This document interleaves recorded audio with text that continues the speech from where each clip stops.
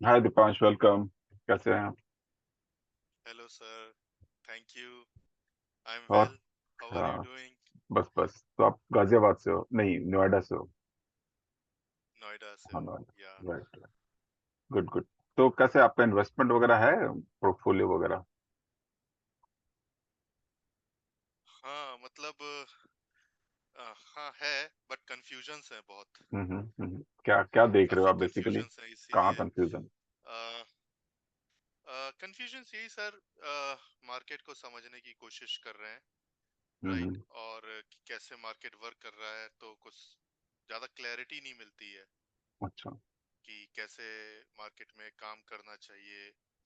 जब मैं जाता हूँ इन्वेस्ट करता हूँ जिस इक्विटी में, वो डाउन हो जाता है, जब निकलता हूँ तो वो राइज हो जाता है। right। उसके बाद तो फॉलो कैसे करता इस हूँ पे तो कैसे निकलता हूँ, आपने समझ में स्टार्ट नहीं। कैसे करा? जैसे कि पहले एफडी पीपीएफ में रखते होगे, फिर कैसी रही जर्नी अभी तक? कहाँ तक पहुंचे हो? क्या क्या लर्निंग हुई अभी तक? क्या क्या एक्सपेरिमेंट करा है, या क्या चैलेंजेस आ रहे हैं उस हाँ पे सर, ये एक्सपेरिमेंट में? रीसेंट जर्नी स्टार्ट करी है। उससे पहले आपके यूलिप्स में इन्वेस्टेड रहता था मैं। और कोशिश यही कहता था अपने जो फाइनेंस मैनेजमेंट मैनेजर था कि भाई थोड़ा सा हाई रिस्क पे रख लो इसको, ताकि रिटर्न्स कुछ अच्छे मिल जाएं। एंड देन एलआईसी, देन एक प्रॉपर्टी ली थी। राइट। उसमें ही ईएमआई चली जाती थी। गाड़ी ली थी तो उसमें ईएमआई चली जाती थी, तो ज्यादा बफर बचता नहीं था कहीं पे भी इन्वेस्ट करने का। जो किड्स होने से पहले जो इन्वेस्टमेंट कर पाए वही कर पाया। तो इसमें जब आया, इक्विटीज में फिर इन्वेस्ट किया मैंने। रिसेंटली वो किया है, अभी एक साल भी नहीं हुआ है। और कोशिश करी कि चलो डीमैट अकाउंट ओपन करवा के मैं उसमें चला गया। मैं इन्वेस्ट कहा चलो करते हो आप? देखता हूँ। इंडिविजुअल इक्विटी में आप इन्वेस्ट करते हो? Good good. Yes sir. कैसा रहता है रिटर्न वगैरह? सेटिस्फैक्ट्री है? डीमैट तो मैं 2-3 बार ओपन करवा चुका हूँ। डीमैट मैं 2-3 बार ओपन करवा चुका हूँ अर्ली इन दी लाइफ। मतलब जब करियर स्टार्ट हुआ था, जॉब कर रहा था, तो डीमैट हाँ खुलवा लिया। वो कहाँ है पता नहीं, कभी इन्वेस्ट नहीं किया था, बट अभी इन्वेस्ट किया है। हाँ सर, आप कुछ पूछ रहे थे। हाँ। तो जैसे इन्वेस्टमेंट करना स्टार्ट किया था, तो क्या कैसे करते हो इन्वेस्ट? क्या चीज देखते हो म्यूचुअल फंड या इंडिविजुअल स्टॉक्स लेने से पहले, फिर इन्वेस्ट करते हो?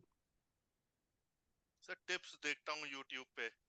राइट। जिसने यूट्यूब पे टिप्स दे दी उसमें दिखाया कि ये मल्टी बैगर है, तो मल्टी बैगर समझ के अपना लगा देते हैं। राइट। है ना। ऐसा कोई बिल्कुल कोई फुल प्रूफ सिस्टम नहीं बना हुआ है। कोई और नॉलेज फिर नहीं है। निकलते का वो कब तक रखना है, या कैसे करोगे उसको डिसाइड? फिर आगे रखने के बाद उसका रिटर्न वगैरह चेक करते रहते होगे कि कितना बढ़ा कितना बढ़ा? हाँ हाँ सर, ये तो करता हूँ।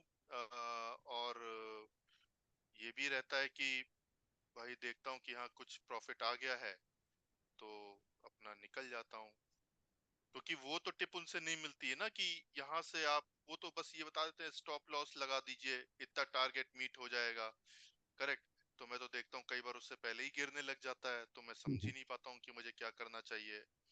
तो कई बार बना रहता हूँ, तो लगता है कि हाँ इतना टारगेट मीट हो गया है, अपना निकल जाता हूँ। राइट। 15-20% का टारगेट है, अगर मीट हो गया वो भी हाई है ना। लगता है कि चलो, पहले नॉलेज थी नहीं सबकी, अगर मार्केट से ऊपर मिल रहा है तो निकल जाता हूँ। तो नेटवर्थ का कितना परसेंट इक्विटी में या म्यूचुअल फंड में डालते हो?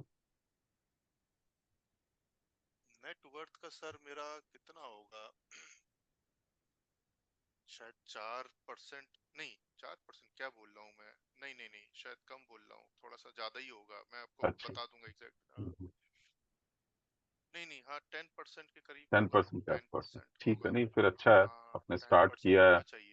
इक्विटी में, तो 10% के आसपास तो ठीक है, क्योंकि पता नहीं बहुत मैं लोगों का रहता कैलकुलेशन है सही जिसमें कर कि रहा हूँ कि नहीं। हाँ। हाँ, उन लोगों ने खुद मतलब 1-2% रहता है या बिल्कुल भी नहीं रहता है। तो इट्स हैंडसम की कोई 10-20-30% तक इक्विटी में रहे। और बाकी जो है 30% प्रॉपर्टी, 30% इक्विटी, और 30% डेप्ट या बॉन्ड, बीपीएफ, पीएफ, ये सब में रहे। और 10% जो लिक्विड में रहे, कुछ इमरजेंसी फंड में रहे, तो वो ज्यादा अच्छा। 10 से सर ज्यादा ही होगा शायद। 10 ठीक तो है। कम गुड बोल गुड। रहा हूँ। हाँ मैं तो कैलकुलेशन कर रहा था।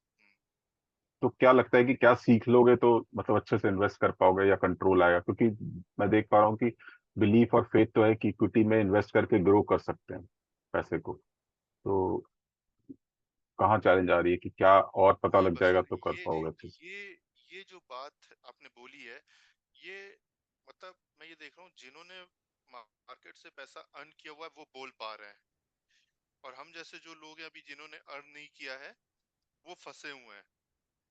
तो राइट। यही बस गाइडेंस चाहिए कि सर जब आप लोग कर सकते हैं तो हम भी उस पाथ पे चल सकते हैं।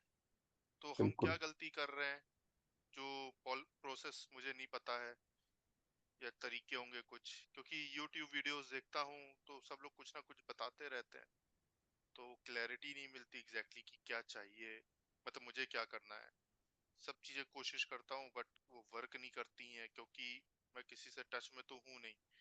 करेक्ट, वो तो टिप्स ली यूट्यूब पे, उसी पे अपना काम कर लिया, तो राइट।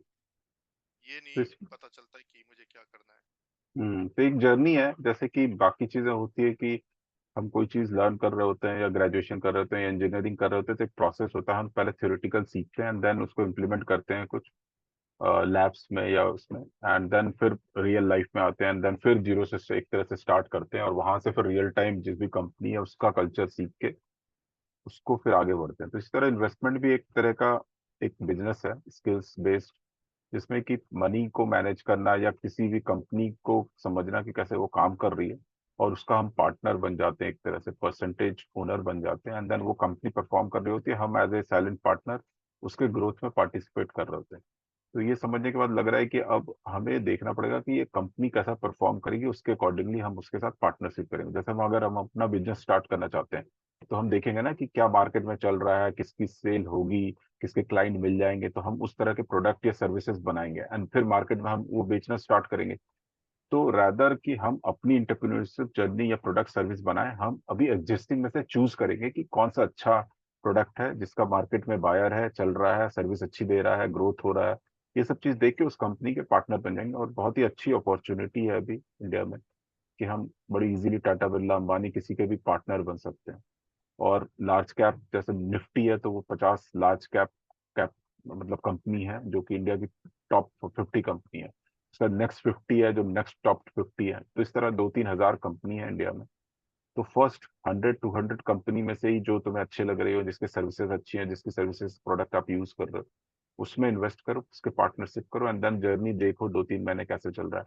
प्लस पोर्टफोलियो को 100% पोर्टफोलियो जो भी अमाउंट है उसका 5-5% इन्वेस्ट करो 20-25 स्टॉक्स में, एंड देन फिर खरीद के देखो। थोड़ा चार्ट वगैरह भी इसमें आ जाती है। फंडामेंटल ये बात हो गई कि कंपनी को जानना, चार्ट हो गई उसकी प्राइसिंग को समझना कि वो स्टॉक मार्केट में उसकी प्राइस कैसे मूव हो रही है। वो टाइम के साथ चार्ट बन के आती है जिसमें दिखता है कि उसकी प्राइस कैसे कैसे डेली, वीकली, मंथली बढ़ रही है, कैसे उसकी नीचे आ रही है, किसी न्यूज पे कैसे वो रिएक्ट कर रहा है, पास्ट परफॉर्मेंस पे क्वार्टरली कैसे ट्रैक कर। तो उससे भी फिर थोड़ा सा आप गाइड कर ले सकते हो, गाइडेंस कि कब लेना है, जब वो थोड़ा नीचे हो, थोड़ी नेगेटिव न्यूज हो, या थोड़ा सा ओवरऑल अपने पीक पे ना हो, डाउन हो, तब परचेज किया, एंड देन जब पीक पे गया तो फिर एग्जिट कर लिया, तो प्रॉफिट बुक कर लिया, कहने का सर मतलब। एक चीज और देखी है कि जो टिप्स दे रहे हैं आपके YouTube पे, उनकी YouTube वीडियोस देखो, है ना, तो पता चला वो शेयर ऑलरेडी बहुत हाई प्राइस पे ही रहते हैं। तो ऐसा लगता है कि जैसे कि वो एक एक उन्होंने एक तरीके से एक स्ट्रेटेजी बना रखी कि प्राइस जब ऊपर होता है तो बता देते हैं, और तो आदमी उनकी तरफ अट्रैक्ट हो जाएगा कि अच्छा ये बता देते तो प्राइस ऊपर चला जाता है, और तो उनका पार्ट उनका उनके साथ जुड़ जाएगा वो ठीक है ना। क्योंकि राइट। मैंने जितने भी अभी देखे वो सब तो ऊपर ही रहते हैं, मतलब खरीदने वाले हाँ। प्राइस पे भी नहीं है, ऐसे ऊपर हम्म। रहते हैं। तो लगता है अगर इसमें गया तो कहीं पैसा मेरा डूब ना जाए, तो राइट। वो भी एक तो कभी कंफ्यूजन कभी रहता है देखो, इसमें। जैसे ये लोगों का जहां तक मुझे लगा, पता लगा कि ये अगर टिप्स दे रहे हैं किसी को, तो वो अगर 100 लोग हैं तो वो 50 को बाय देते हैं, 50 को सेल वाला वो दे देते हैं। तो 50 मतलब, अब उस 50 में अगर ऊपर गया तो वो 50 खुश हो जाएंगे। अगर बोला था ऊपर और नीचे गया तो दूसरे को लॉस हो रहा, तो वो 50 निकल जाते हैं। फिर जो 50 बचे उनको फिर 50-50 करके नेक्स्ट कंपनी का टिप्स दे देते हैं। तो जब उस 25 में से फिर 25 में 12, तो 12 लोगों को 3 बार करेक्ट हो गया, तो वो बिलीव कर लेते हैं कि हाँ जो सर्विस है वो अच्छी है, देन वो बाय कर लेते हैं। फिर इसी तरह ये चंक ऑफ डेटा पे 50-50 डालते हैं दोनों रिव्यू, बाय और सेल का। जो चीज उनका चल जाता है उसके 50% को फिर से डालते हैं। तो इस तरह 2-3 इटरेशन में जिसके 2-3 बार ठीक हो जाते हैं ना, वो उनका सर्विस बाय कर लेते हैं। तो ये प्रोसेस करते हैं। प्लस ये है कि कुछ हद तक स्टडी रहती है, और लेकिन उसके साथ चैलेंज ये है कि वो एक साथ बहुत लोगों को कैटर नहीं कर सकते, तो वो एक बार बाय प्राइस देते हैं तो उसके साथ दो टारगेट दे देते हैं कि भाई ये इतने इतने पे आप निकल सकते हो। तो वो एजुकेट नहीं करते बेसिकली कि भाई हो सकता है चार्ट के अकॉर्डिंगली वो और ऊपर जा रहा हो, राइट? या फिर वहां तक पहुंचने से पहले ही कुछ बैड न्यूज आ गया है, तो वो इन्फॉर्म नहीं कर पाते, तो इन्वेस्टर का लॉस होता है। और वो बहुत छोटे टर्म के लिए रहता है उनका सर्विस या टिप्स। अगर लॉन्ग टर्म में इन्वेस्ट करना है तो यू शुड नो कि भाई क्या चल रहा है वहां पे, पूरी लर्निंग हो, तब हम लॉन्ग टर्म रह सकते हैं। शॉर्ट टर्म में कि कोई बोला आज ये बाय कर लो, लेकिन फिर हम 2 महीने बाद बेचना नहीं बेचना, क्या करना और लेना, वो हमें पता नहीं लगता। तो ये चीजें होती है। और कभी कभी होता है कि हम बाय करने के बाद भी वो थोड़ा नीचे जाएगा एंड देन फिर जर्नी स्टार्ट करेगा, तो वहां पे हम कंफ्यूज हो जाते हैं कि बाय तो किया है लेकिन अब तो ये नीचे जा रहा है, हम डर के मारे फिर या तो निकल जाते हैं या घबरा जाते हैं। तो इस तरह की चीजें होती हैं। सर एक और वो रहता है क्योंकि मनी लिमिटेड ही है, तो ये डर लगता है कि अ, कि मतलब महंगे तो खरीद नहीं पाएंगे, करेक्ट? तो भाई हर की कैपेबिलिटी है खरीदने की तो पैसे के हिसाब से, तो लगता है कि चलो सस्ते शेयर खरीद लो। सस्ते शेयर पे टिप पे जाओ तो वो ऐसे ऐसे कंपनीज के नाम बताते हैं, डर लगता है कि ये तो कंपनी मतलब जो हम मुझे पता है वो तो, कि जैसे वोडाफोन आइडिया बता रहे हैं कि इसका खरीद लीजिए और ये जिस दिन चल पड़ेगा उस दिन मतलब आपकी किस्मत पलट जाएगी। तो भाई जितना मैं समझता हूँ वोडाफोन आइडिया तो उतना चल नहीं रहा है। आप सर क्या कहोगे इस पे? मतलब हो सकता है मैं ही गलत हूँ, आपका भी ये रिकमेंडेशन हो, मतलब क्या करना चाहिए ऐसे टाइम पे? हाँ, ऐसे में यही है कि डर अपने लगता है कहीं पोर्टफोलियो फंस ना को, जाए। हाँ, हाँ। तो जितना भी इन्वेस्ट करो उसमें ये देखो कि 50% जो है लार्ज कैप में रहे, स्टेबिलिटी के साथ रहे, क्योंकि सारे पैसे के साथ हम रिस्क नहीं ले सकते। एक तो पहला चीज मैंने बताया कि पूरे पोर्टफोलियो या जो भी आपके पास इन्वेस्टमेंट का एसेट है, उस एसेट का 30% इक्विटी में है, 30% प्रॉपर्टी वगैरह, 30% लिक्विड, 10% लिक्विड और 30% बॉन्ड या एफडी या पीपीएफ वगैरह। अब जो 30% आया उस पर भी आप डिवाइड करो कि 50% लार्ज कैप में जाएगा, स्टेबल कंपनी में जाएगा कि लॉन्ग टर्म वो ग्रोथ करे, 30% उसमें से मिड कैप में और 20% स्मॉल कैप में।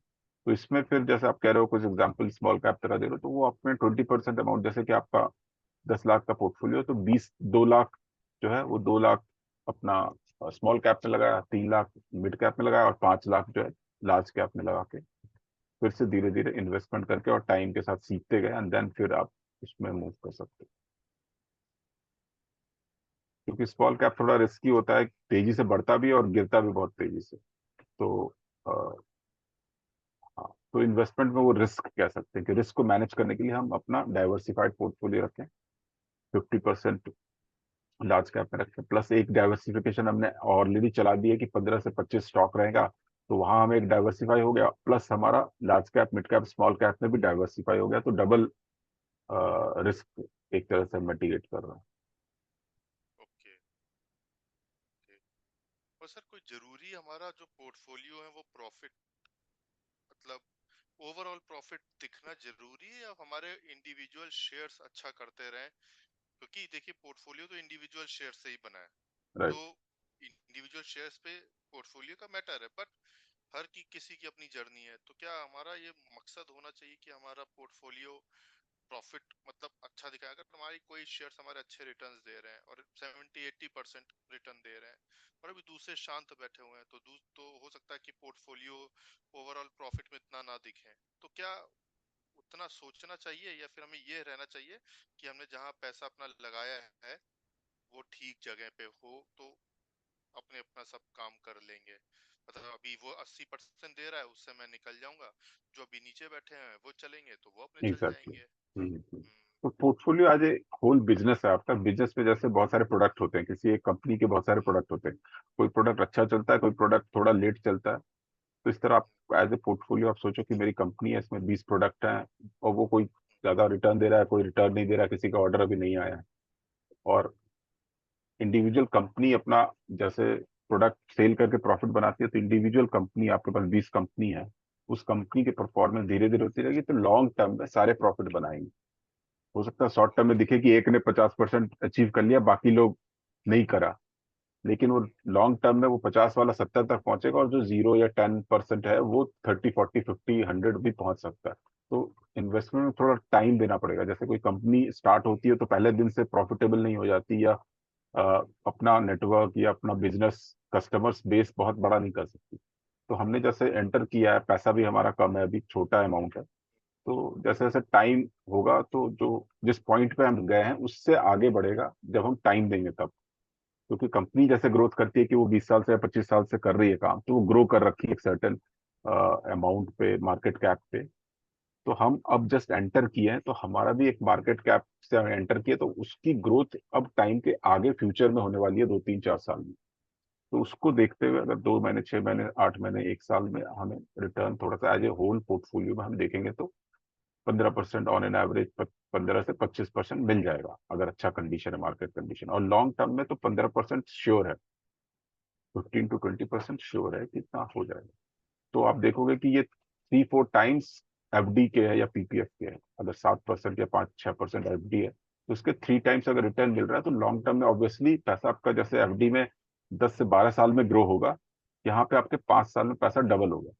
जैसे ऐसे आपके 10 साल में डबल होता है, तो यहाँ 5 साल में होगा। तो कोई लोग कहते हैं प्रॉपर्टी वगैरह डबल, तो प्रॉपर्टी कहीं पे भी 5 साल में नहीं डबल होती, राइट। तो आप देखोगे कि यहाँ पे 15% पे अगर रिटर्न मिल रहा है तो आपका पैसा डबल हो रहा है। तो कोई भी ऐसी जगह नहीं है जहाँ पे 5 साल पे डबल हो रहा है, या डबल हो रहा है तो रिस्क कितना है फिर वो देखना पड़ेगा। यहाँ पे रिस्क उस हिसाब से डाइवर्सिफाइड है एंड बेटर है। हाँ सर, इसी से क्वेश्चन आया। जब यूट्यूब पे ये टिप्स लेते हैं तो कई मिलते हैं कि हाँ पैसा तुरंत बढ़ाइए, तुरंत बढ़ाइए, राइट, इसमें इन्वेस्ट करिए, इस शेयर में इन्वेस्ट करिए, तुरंत बढ़ाइए। और तो वो भी एक बड़ा डिफिकल्ट, तो दिमाग में क्वेश्चन ये आता है, अगर चलो ले लिया, ले भी लिया, ठीक है, तुरंत बढ़ाइए। अब ये तो हम जब शेयर में काम कर रहे हैं तो हम तो एक कंपनी के पार्टनर बन रहे हैं। तो मैं ऐसे ही दिमाग में आता है, क्योंकि मैं भी काम वाम करता हूँ, तो कंपनी ऐसा तो है नहीं कि एकदम से पैसा आएगा तो तेजी में काम करने की। कंपनी तो अपने प्रोसेस से ही काम करती रहती है।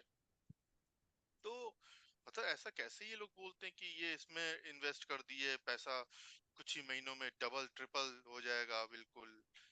कल तो एक वीडियो देख रहा था सर, बोला इसका था, हिमाद्री का था। जब मैं हिमाद्री तक पहुंचा, ढूंढते ढूंढते कुछ ढूंढ रहा था मैं, आरती इंडस्ट्रीज पे गया, हिमाद्री पे गया, तो मुझे मिला। तो फिर मैंने और ढूंढना शुरू किया कि हिमाद्री कैसी कंपनी है। तो एक आदमी बोला कि अगर आपके पास इसके 10,000 शेयर्स हों तो अरे, तो मैंने कहा 10,000 शेयर हो, मैं एकदम से कंफ्यूज हो गया। मैंने कहा मेरे पास कितने शेयर्स रहते हैं, तो मैंने अपने शेयर्स देखे जो पोर्टफोलियो में, वो मतलब ऐसे ही 400 500 ये रहती है फिगर। मैंने कहा 10,000, फिर मैं 10,000 को उसके शेयर प्राइस से मल्टीप्लाई करके 60 लाख आ रहा है।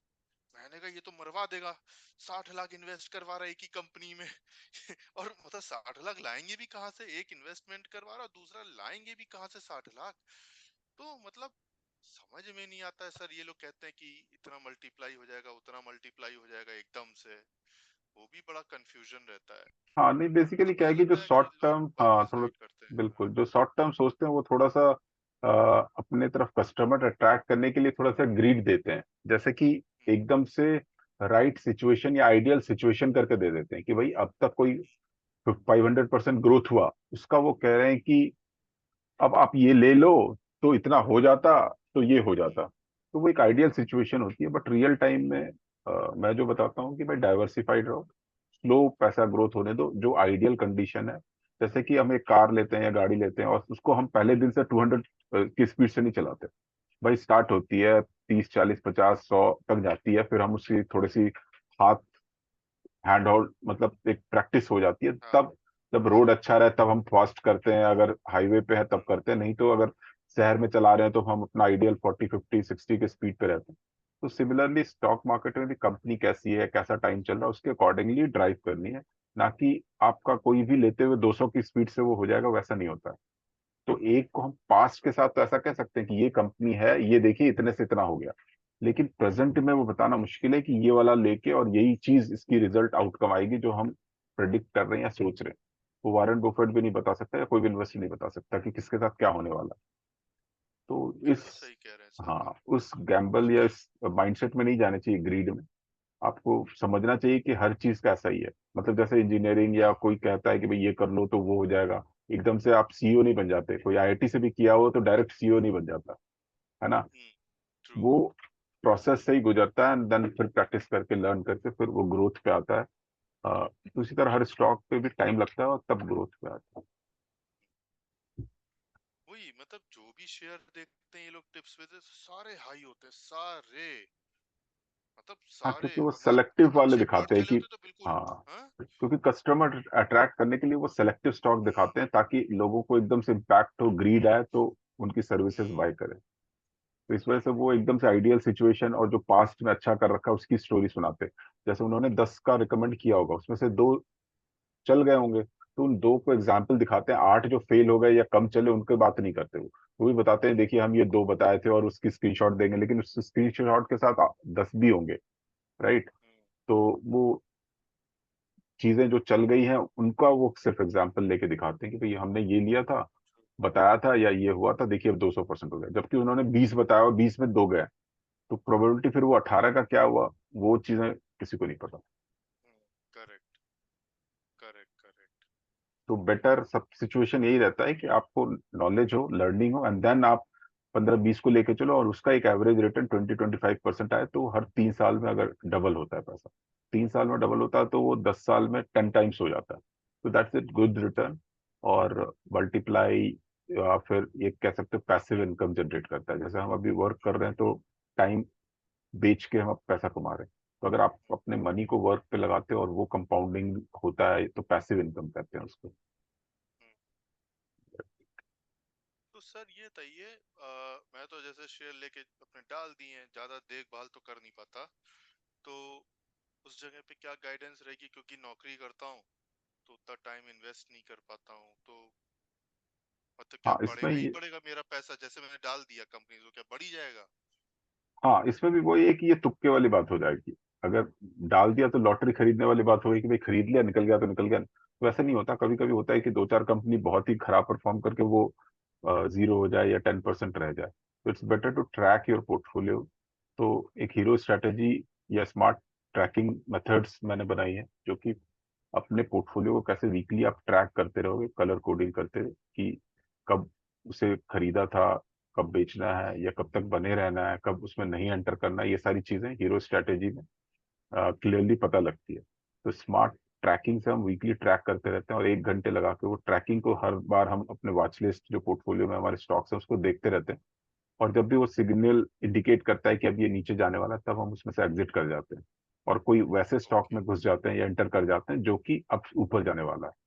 तो ये और इजी हो जाता है, आपको एक प्रोसेस बन जाता है, एंड देन ग्रेजुअली वीकली आप उसको एनालाइज करते रहते हो 1 घंटे में, एंड देन ग्रेजुअली बढ़ते रहते हो। तो year on year, month on month इस तरह से बढ़ता रहता है और पोर्टफोलियो भी चर्न होता रहता है। जैसे कोई, जैसे आपने प्रॉफिट बुकिंग भी इंपॉर्टेंट है, क्योंकि हमेशा कोई एकदम से बढ़ता नहीं रहेगा, क्योंकि सबके कंपनी के ऐसे ऐसे वेव्स बनेंगे। तो आप ऊपर में एग्जिट करना भी इंपॉर्टेंट है, प्रॉफिट बुकिंग भी इंपॉर्टेंट है। ओके तो ये सारी चीजें होती हैं। ओके। मतलब मॉनिटरिंग करनी चाहिए मेरे को। मॉनिटरिंग बिल्कुल करनी चाहिए, पोर्टफोलियो ओके। ट्रैक करना चाहिए। परसेंटेज एलोकेशन वगैरह इंपॉर्टेंट है, वो होना चाहिए कि आपका कहाँ कहाँ पैसा किस एसेट क्लास में कितना परसेंट इन्वेस्टेड है, वो पता होना चाहिए। ओके। सर एक और चीज देखता रहता हूँ, क्योंकि यूट्यूब पे बैठा रहता हूँ सैटरडे संडे, तो ये मार्केट बहुत हाई है, मार्केट बहुत हाई है, फिर कहीं पढ़ते हैं कि ये और हाई चली जाएगी, तो वो भी कम मतलब समझ में नहीं आता कि निफ्टी बहुत हाई है, निफ्टी बहुत हाई है, गिरी अब गिरी तब गिरी, मतलब ऐसी मतलब होती है, मतलब अब गिरी तब गिरी, तो ये मेरी लेमैन लैंग्वेज में मतलब वो लोग यही बोलते हैं कि ये गिर सकती है यहाँ से। सर वो भी बड़ा कंफ्यूजन रहता है कि कैसे को रिलेट हाँ, करें तो उसके चीजों लिए को, चार्ट निफ्टी है, को और इनकी चार्टिंग पोजीशन वगैरह, को। हाँ। चार्टिंग पे हम्म। चार्ट है तो उसकी आप चार्ट देख सकते हो कि भाई वो किस पेज में है, कैसे है, और कब तक वो ग्रीन है। और जब वो नीचे आ रही है, रेड हो रही है, तो आप समझ सकते हो कि अब ये गिर रही है, पीक पे है कि नहीं। गिरने के बाद 20% गिर गई, वहां से जर्नी स्टार्ट कर रही है, तो उस टाइम बेटर है, टाइम है इन्वेस्ट करने का। जैसे निफ्टी की होती है उसी तरह इंडिविजुअल कंपनी की भी चार्ट होती है, तो जब कोई नीचे है तब लेना बेटर है। है ना। निफ्टी तो एक ओवरऑल सेंटीमेंट दिखाता है कि भाई 50 कंपनी या इंडिया की सेंसेक्स का या निफ्टी इंडेक्स का कैसा मूड है। और इंडिविजुअल कंपनी भी की भी अपनी भी मूड होती है। तो एक सेंसेक्स को एज ए ब्रॉड बैरोमीटर के जैसे देखो कि इसका कैसा मूड है। प्लस अगर वो नेगेटिव है तो इन्वेस्ट मत करो, वो जब तक पॉजिटिव है तब तक इन्वेस्ट करो। सेकंड लेयर में इंडिविजुअल कंपनी का भी अपना देखो कि कब वो उसका मूड नहीं है, अच्छा नहीं है, एंड कब उस वो अच्छे मूड में है या अच्छे पीक पे है, तो वहां से निकल जाओ। and जब नीचे हो, कम बायर हो, तब आप उसमें एंटर करो। इस तरह की बड़े आराम से आप टेक्निकली देख सकते हो चार्ट को, डिसाइड कर सकते हो कब लेना है कब नहीं लेना कि तो सर क्या मतलब इसको फॉलो करके सक्सेस है, मतलब अगर हम तरीके से चलते हैं तो सक्सेस होती है? है। बिल्कुल बिल्कुल, मतलब रिटर्न ओके। जो है वो बहुत अच्छे से लिया जा सकता है पोर्टफोलियो से। जैसे मैं कुछ एग्जांपल दिखाऊं पोर्टफोलियो का, तो हैंडसम रिटर्न मिल सकता है। जैसे ये एक पोर्टफोलियो है, कुछ कंपनी के 10-12 कंपनी है ना। तो जैसा मैं बोलता हूँ कि 16 कंपनी है, तो 16 कंपनी में ये 1.5 साल के आसपास का अकाउंट है पुराना। तो जैसे देख रहे हो कि 320%, 233%, 133%। तो इसमें ऐसा ही होता है कि 80% हमें पॉजिटिव रहेगा, 20% नेगेटिव रहेगा। नेगेटिव रहेगा कि ऐसा मतलब कोई कंपनी नहीं चली लेने के बाद या थोड़ा चली गई नीचे, तो वो भी होगा। तो 80-20 का रूल रहेगा कि 80% आपको कमा के देगी, 20% नेगेटिव में रहेगी। और इसमें टाइम लगेगा, कुछ हो सकता ओके। है नहीं भी चले और कोई टाइम लगेगा, लेकिन जो हमारी पॉजिटिव है, 20% जो पॉजिटिव होगी इतना पॉजिटिव होगी कि वो जो 20% नेगेटिव होगी उसको बड़े आराम से ओवरटेक कर लेगी। क्योंकि जो मार्केट का नेचर है वो हमेशा ऊपर जाने का नेचर है। क्योंकि इकोनॉमी ग्रो हो रही है, जीडीपी ग्रोथ हो रहा है, कंपनी ग्रो हो रही है, तो पॉजिटिव साइड में ही होगा आप। ठीक है। जैसे ग्रेविटेशनल फोर्स का नीचे की तरफ उसका झुकाव है, मार्केट का ऊपर की तरफ आकर्षण है, तो ओके। ओवरऑल वो ऊपर रहेगा, तो इन्वेस्ट करके हम ऊपर ही जाएंगे। एक तो ये हो गया, प्लस जैसे जैसे लर्निंग बढ़ेगी तो ये पॉजिटिविटी और बढ़ जाएगी। अगर हम बाय डिफॉल्ट करते तो 50% नेगेटिव 50% पॉजिटिव होती, तो कुल मिला के प्लस माइनस 5-10% में रह जाता। लेकिन अगर हम लर्न करके करेंगे तो पॉजिटिव ज्यादा होगी, तो 20-25% पॉजिटिव निकल आएगा और नेगेटिव कम रहेगा, तो ओवरटेक कम कर सकते हैं। ओके। ये चीज लर्निंग से ही आएगी, थोड़ी सी प्लान्ड वे में प्रोसेस बना के ही आएगा। ओके। तो सर कितना मार्केट में इन्वेस्ट करना ठीक है? जैसे स्टार्ट मेरा विथ जो अराउंड भी है 10 आपका वर्क है। पोर्टफोलियो से, हाँ, अपना आपका जो भी इनकम या एसेट नेटवर्थ है उसमें इक्विटी का 30% होना चाहिए। तो उस 30% में अभी आप अगर 5-10% है तो वो धीरे धीरे इंक्रीज कीजिए। या म्यूचुअल फंड में है तो म्यूचुअल फंड से इंडिविजुअल इक्विटी में आ सकते हैं। म्यूचुअल फंड में है कि ओके। आपको 2% चार्जेस देने पड़ते हैं। प्लस वो है कि एक बंडल है, अगर आपने 10 म्यूचुअल फंड रखे हैं तो सब 10 म्यूचुअल फंड में भी 10-10, 20-20 कंपनी है ना। हर म्यूचुअल फंड में भी 20 कंपनी होती है। तो टोटल फिर उसका हो जाएगा कि वो 200 कंपनी हो गई। 10 म्यूचुअल फंड है तो 200 कंपनी हो सकता है, बहुत सारी कंपनी मल्टीपल हर म्यूचुअल फंड में हो। प्लस वो क्या करते हैं, नेफ हमें पता रहता है कि भाई एनएवी वैल्यू ये है, हमने सिप लगा दिया और फिर इसी तरह वापस बेचा तो हमें वो मिल गई एनएवी। पीछे क्या चल रहा होता है वो थोड़ा सा हमें क्लैरिटी नहीं होती, है ना। तो जो भी अगर हम बंडल की बात करें तो कुछ कंपनी ऊपर जा रही है कुछ नीचे जा रही है, तो एवरेज रिटर्न मिलता है 10-12-15% का। तो अगर 15% म्यूचुअल फंड दे रहा है उस पीरियड में जब मार्केट अच्छा है, तो हमारा इंडिविजुअल और ज्यादा अच्छा हो सकता है। ठीक है। तो खुद भी सीखना चाहिए। अगर आपके पास टाइम नहीं है तो mutual fund is also good. But अगर सीख रहे हैं तो, क्योंकि अगर म्यूचुअल फंड अभी 10-20 लाख तक तो ठीक है, 2% ले रहा है, लेकिन आप ये कर रहे हो कि फ्रीडम चाहिए 1-2 करोड़ का हो, तो म्यूचुअल फंड के भरोसे नहीं बैठ सकते। फिर आपको अपनी भी एक कंट्रोल लेनी पड़ेगी कि 2 करोड़ का पोर्टफोलियो म्यूचुअल फंड में है तो फिर आप 4 लाख रुपए उसको दे रहे हो। तो कंपाउंडिंग के टर्म में 2% भी आपका ईयरली जाता है तो बहुत ज्यादा हो जाता है। इट्स बेटर कि आप लर्न करो 1-2 साल, उसके बाद 3-4 साल में हैंड होल्ड हो जाएगा, then you manage your money. और इंडिविजुअल 20 म्यूचुअल फंड से अच्छा है कि आप एक एक कंपनी 20 को घुमाते रहो ना। और जो अच्छा चल रहा है उसको रहने दो, 1-2 साल के लिए कंपाउंडिंग होने दो। तो that is the better way to doing investing. Sir एक चीज देखी थी मैंने म्यूचुअल फंड में, अभी हाल में ही मैं अपना पोर्टफोलियो देख रहा था। तो मेरा पोर्टफोलियो एक एक एक क्या कहेंगे, एक म्यूचुअल फंड से दूसरे में स्विचिंग कराया गया। फिर मैं देखने लगा आपके मेरा एब्सोल्यूट रिटर्न या CAGR कैसे चल रहा है, उनका अपना डैशबोर्ड है। तो और ये मैंने दोनों इक्विटी क्या कहेंगे म्यूचुअल फंड्स एक ही साथ खरीदे थे, एक ही साथ खरीदे थे, ठीक है ना। दोनों फॉर्म मैंने एक ही साथ भरे थे और दोनों की स्टार्ट हो गई थी। अब जिसमें मेरा पैसा गया एक्स्ट्रा, मतलब इससे निकाल के थोड़ा सा पैसा दूसरे वाले में गया, उसका मैंने देखा जो स्टार्ट डेट है वो कम दिखा दी है। जैसे मान ली मैं 5 साल से मान ली म्यूचुअल फंड में हूँ, तो 365 इंटू 5 कर लीजिए, ठीक है। इतने इतने दिन हो गए मुझे म्यूचुअल फंड में इन्वेस्टेड। बट जब मेरा जो पैसा दूसरे वाले म्यूचुअल फंड में गया, स्वीप इन हुआ, तो उसके नंबर ऑफ डेज रिड्यूस कर दिए उन्होंने। समझ रहे, हम्म, 365 इंटू 5 होना चाहिए, 365 इंटू 5 नहीं है वो। तो जब yeah, मैंने जब जिस टाइम पे वो पैसा डाला उससे वो दिन उसको काउंट कर रहे हैं, फिर प्रॉफिट हाई दिख रहा है मेरे को कि दिन कम हो गए ना, दिन कम हो गए और आपके मनी ज्यादा बढ़ा हुआ है, right. तो प्रॉफिट हाई दिख रहा है। मैं तो दिमाग खराब हो गया, मैंने कहा सर ये क्या चल रहा है। तो सर अब क्योंकि संभालना आता नहीं अपने फाइनेंसेस, तो यही काम कर सकते हैं हम, तो म्यूचुअल फंड में इन्वेस्ट कर सकते हैं। तो आपकी क्या राय है फिर इस जगह क्या करना चाहिए? ये तो मुझे एक हाँ, ग्लिच इसमें दिखा है, शायद मुझे ये हो इसका कोई सकता है। आंसर भी नहीं दे पाएगा। हाँ, नहीं, मैं कोई आंसर नहीं कुछ दे पाएगा, बताने की। सॉरी सॉरी सॉरी इंटरप्ट कर रहा हूँ, कोई आंसर नहीं दे पाएगा मतलब जिनसे मैं फंड मैनेज करवा रहा हूँ वो उस पे नहीं आंसर देंगे, राइट। तो ये तो मेरी एक डाइसी रह जाएगी सिचुएशन, तो क्या राइट। करना चाहिए सर? हाँ, इसमें मैं कुछ जो मेरी नॉलेज है वो बता रहा हूँ। इसमें साथ ऐसा होता है कि म्यूचुअल फंड कंपनी ये करती है कि अगर उसका जो चल रहा होता है वो दिखा दिखा के वो नया हम्म। बेचती रहती है। जो अंडर परफॉर्म कर रहा होता है उसको वो मर्ज कर देती है अपने नए म्यूचुअल फंड वाले के साथ। तो वो क्या करती है म्यूचुअल फंड, जैसे वो हमेशा दिखाती रहेगी ये 3 साल से रिटर्न, 4 साल से रिटर्न, जो खराब परफॉर्म हो रहा है उसमें तो पैसे आ नहीं रहे, तो वो क्या करेगी, वो बंद करके नया लॉन्च कर देगी, या नया लॉन्च हो रहा है उसके साथ उसको मर्ज कर देगी उसके वाले पहले वाले इन्वेस्टर को।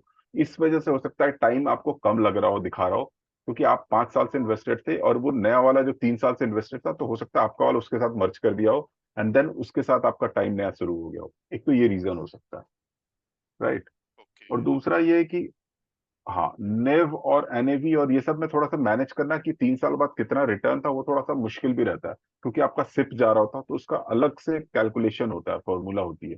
तो वो एक दिखाते हैं, एक तो सीएजीआर होता है कि आपने वन टाइम डाला और 3 साल बाद देख रहे हो तो आपको एक सीएजीआर पता लगी। लेकिन आप हर महीने डाल रहे हो प्लस कुछ बीच में लमसम डाल दिए, तो एग्जैक्ट सीएजीआर पता करना थोड़ा मुश्किल हो जाता करेक्ट करेक्ट, ये बात तो है। मैं खुद नहीं कैलकुलेट कर पा रहा हूँ कि मुझे कितना परसेंटेज प्रॉफिट चल रहा है उसमें। है। Right, right. फिगर अच्छी दिखती हैं, बट एक्चुअल में मैं देखता हूँ नंबर ऑफ इयर्स मैंने जितने टाइम के लिए इन्वेस्टेड रहा हूँ, तो बड़ा कंफ्यूजन हो जाता है। लगता है ये तो कम रेट ऑफ इंटरेस्ट दे रहे हैं, जितना राइट, मैं एंटिसिपेट कर रहा हूँ उतना तो है नहीं। और जबकि दिखाते हैं कि मतलब 30 35 भी दिखा रहे हैं, इस रेंज पे दिखा रहे हैं, बट एक्चुअल में तो मैं मनी को मल्टीप्लाई होते हुए देख रहा हूँ, तो वो फिगर तो डबल वाली चीज दिख नहीं रहेगा, इतने तेजी से मल्टीप्लाई हो रहा है। तो मेरा म्यूचुअल फंड में जो मनी इन्वेस्टेड है वो 3 इयर्स या 4 इयर्स में डबल हो जाना चाहिए ना। राइट। तो वो फिगर दिखती नहीं है, तो समझ में नहीं आता कि वो फिगर क्यों नहीं दिख रही है। जो डबल तो दिख नहीं रहा है, पैसा तो दिख रहा है ना कि मेरे पास कितना है इन्वेस्टेड, और ग्रेन वो तो डबल हो नहीं रहा है। और टाइम निकल रहा है, और CAGR या एब्सोल्यूट रिटर्न के लिए मुझे तो इतना आइडिया नहीं, वो दिखाते हैं 30 35% चल रहा है, 40% 45%। तो नहीं समझ में आता है कि क्या हो रहा है। राइट। नहीं, इस तरह से यह इजी है, थोड़ा सा टाइम बस 1-2 घंटे वीक का निकाल के आप लर्न कर सकते हो, और जर्नी में फिर 6 महीने 1 साल में आप लर्न कर सकते हो धीरे धीरे। पॉसिबल है, मतलब इजी है। एक मतलब general mid career professional learn करके सीख सकता है और इन्वेस्ट करके अपने फ्रीडम अचीव कर सकता है ये। तो सर ठीक है। क्या शेयर्स में ये इट्स नॉट अबाउट ग्रीड, ये अपने सराउंडिंग्स में क्या होता है उसके बेसिस पे क्वेश्चन पूछ रहा हूँ। क्या हम लोग शेयर मार्केट में इतना पैसा बना सकते हैं कि मान लीजिए आज मैं नोएडा में रहता हूँ, नोएडा बहुत अच्छा सिटी है, बट वो सिटी है, आपको अच्छी रोड्स मिल जाएंगी, अच्छी बिल्डिंग्स मिल जाएंगी, सारी सुविधाएं हैं यहाँ पे, बट मेरी जो लाइकिंग है सिटी में रहने की, वो मान लीजिए एक टाइम के बाद लगता है कि यार पीसफुल जगह में रहना है, कहीं पे अपना छोटा सा हाउस हो। और वो it can be anywhere, it can be anywhere, जो छोटे टाउन्स हैं जहाँ पे अच्छी लाइफ स्टाइल है और आपने अपना शेयर मार्केट से अगर पैसा बना लिया है, तो क्या ये पॉसिबल है कि हम शेयर मार्केट से इस तरीके की अपनी चीजें कर सकते हैं कि हमारा पैसा इतना बन जाए कि हमने सोचा चलो हम गोवा में एक छोटा सा हाउस लेके हम गोवा शिफ्ट हो जाते हैं, हम नोएडा छोड़ के चले जाते हैं, हम गोवा में रहेंगे। तो क्या ऐसी लाइफ स्टाइल हम जी सकते हैं? बिल्कुल जी सकते हैं। आपके एग्जाम्पल आप अगर देखते होगे यूट्यूब, तो अक्षत है, एक लाइव एग्जाम्पल है ना। हम्म।